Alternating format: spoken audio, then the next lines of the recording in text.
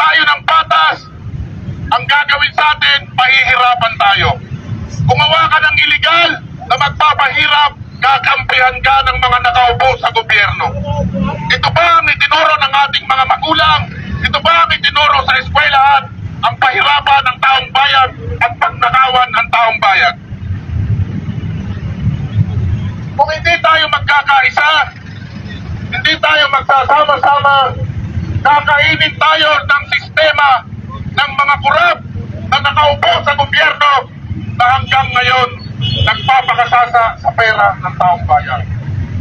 Baba Manila! Baba! Laban! Laban! Laban! Laban! Laban!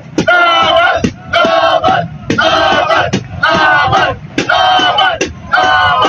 Laban! Laban! Laban! Laban! Laban! Habang nagpapakahirap mag-commute ang taong bayan, nagpapakahirap din kayong bumili ng mga luxury cars para sa inyong convenience. Samantalang ang mga mahal nating mananakay, hirap na hirap sa pag-commute. Itong mga magnanakaw, napakagagandang mga luxury cars, may payong pa para hindi mainitan at mabasa ang inayupak. Galing sa ating buwis na pinagpaguran maghapon sa pagtatrabaho, pangkakasino lang ng mga district engineer ang kakabal ng muka, hindi man lang tayo inaya sa Okada at sa Soler. Dapat niyaya ka nila. Baka pag niyaya kayo, sumama kayo. Paldo. Dapat ang buwis ng taong bayan na pupunta sa mga serbisyong medikal, sa mga tamang infrastruktura, sa edukasyon at paggawa ng mga hanap buhay ng trabaho sa ating mamamayan. Hindi kinukurap, hindi iilan lamang ang nagpapayaman at hindi iilan lamang ang nakikinabang. Sana magkaisa tayo sa hirap ng pagpapabyot ng ating mamamayan. Mga luxury cars ang ipinangangalandakan ng mga kurap na politiko at mga contractor. Magising na tayo. Sa September 21, sama-sama tayo sa Luneta, mag-ilibreng sakay tayo para sa ating mamamayan. Ipanawagan natin na mariin natin tinututulan ang korupsyon. Mga proyekto na wala namang itinayo, pero bilyong-bilyong piso ang ipinando ng taong bayan sa mga ghost project na ito. Kung meron mang proyekto, 3 bakal, 3 simento, bilyong-bilyong kita, paldo-paldo ang mga walang hiyang hinayupak na to. Habang ang mamamayang Pilipino, ang mga tsuper, kada araw 500 piso ang inaambag na buwis mula sa value-added tax, sa excise tax, at kung ano-ano bang tax na ipinapataw na ninanakaw lamang ng mga nakaupo sa gobyerno, ng mga kontratista at ng mga district engineers. Mahiya kayo, ang kakapal ng mukha ninyo, kasuklam-suklam ang mga pinaggagawa ninyo.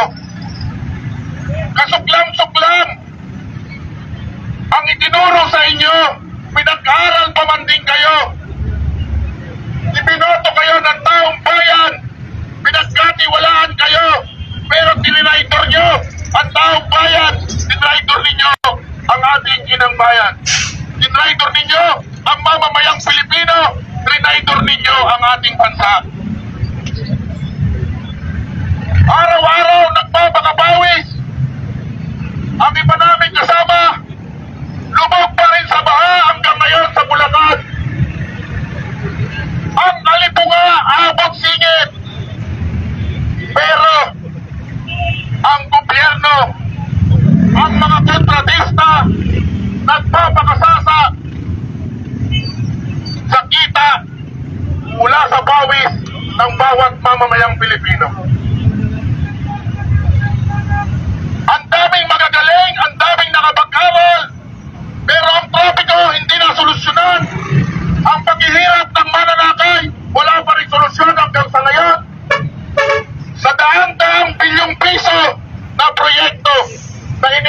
ng gobyerno mula sa buwis ng taong bayan. Ang mamamayang Pilipino, lunod pa rin sa tubig baha. Noong araw, signal number 4, bago magsuspindi ng pasok o ng klase. Ngayon, 3 patak lang ng ulan, suspendido na ang klase dahil 3 patak lang ng ulan, putang ina, bahang-baha na ang Metro Manila. Ganyan kagagaling ang mga kontratista, ganyan kagagaling ang ating mga ininyero sa DPWH. Mga wala kayong kwenta, wala kayong halos pinag-aralan.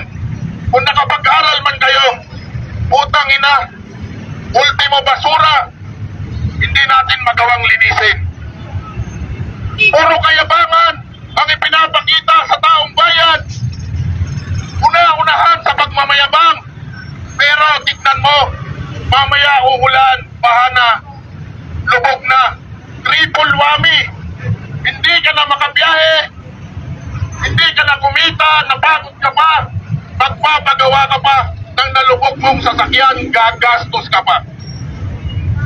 Ang taong bayan, laging kinakawawa, kawawa ng nag-aambag ng buwis para sa mga proyekto ng gobyerno na hindi mo makita at hindi mo naman maramdaman.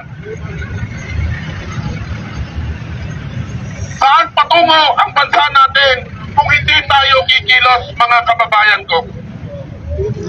Itong ginagawa namin, hindi lang para paralisahin ang transportasyon, kundi mariin panawagan na tigilan ang korupsyon na siyang nagpapahirap sa transportasyon. Sa loob ng 1 taon, hindi bababa sa 200 bilyong piso ang inaambag natin mula sa mga fuel taxes na kinukuha sa atin ng gobyerno. Tuwang-tuwa pa tayo kapag pinagnanakawan tayo. Itigil na natin ang pagiging panatiko. Magising na tayo. Lumaban tayo ng patas. Ang gagawin sa atin, pahihirapan tayo. Gumawa ka ng iligal na magpapahirap, kakampihan ka ng mga nakaupo sa gobyerno. Ito ba ang itinuro ng ating mga magulang? Ito ba ang itinuro sa eskwelahan? Ang pahirapan ng taong bayan at pagnakawan ng taong bayan. Kung hindi tayo magkakaisa, hindi tayo magsasama-sama, kakainin tayo ng sistema ng mga kurap na nakaupo sa gobyerno na hanggang ngayon nagpapakasasa sa pera ng taong bayan. Babang Manibela! Babang! Babang!